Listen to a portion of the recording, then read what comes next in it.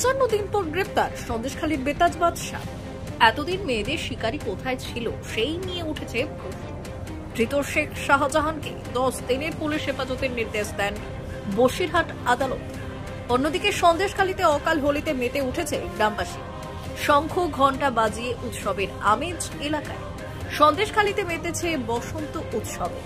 গ্রামবাসীদের টানা আন্দোলনের জেরে মিনাখার বামনপুকুর থেকে গ্রেপ্তার করা হয় সন্দেশখালীর বাঘ শেখ শাহজাহানকে। যে পুলিশ ইচ্ছাকৃতভাবে শেখ শাহজাহানকে গ্রেফতার করছে না, আমি বলতে চাই স্পষ্ট করে, এটা ঠিক নয়, এটা ভুল, এটা অপপ্রচার। আমাদের আইনি বাধ্যবাধকতা ছিল, যেটা স্পষ্ট করে দিয়েছে।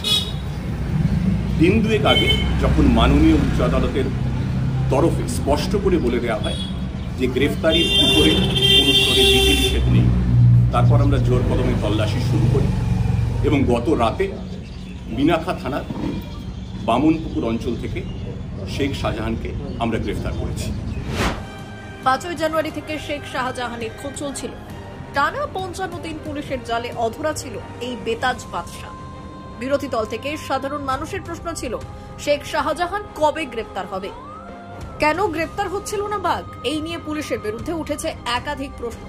অবশেষে 55 দিন পর গ্রেপ্তার করার পর ধৃত শেখ শাহজাহানকে বসিরহাট আদালতে তোলা হলে বিচারক তদন্তের জন্য 10 দিনের পুলিশ হেফাজতের নির্দেশ দেন।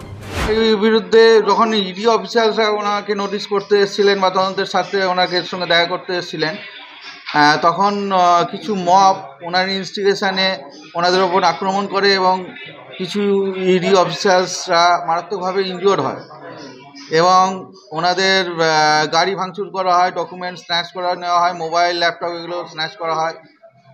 এই সমস্ত কাজের জন্য ওনার বিরুদ্ধে মামলা হয় এবং অনেক যারা এই ধরনের কাজ করেছিল তাদের বিরুদ্ধেও মামলা হয়।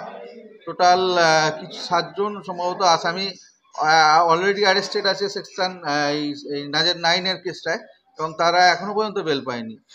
এবং শেখ শাহজাহানকে কালকে মানে আজকে কোর্টে তোলা হয় এবং 14 দিনের পিসি চাওয়া হয়েছিল, তাতে লার্নেড কোর্ট 10 দিন অ্যালাউ করেছেন তদন্তের স্বার্থে। হ্যাঁ, অবশ্যই উনি বেল পেয়ার করেছেন।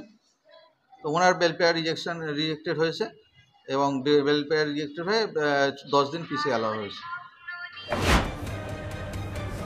ব্যুরো রিপোর্ট, বাংলা দর্শন।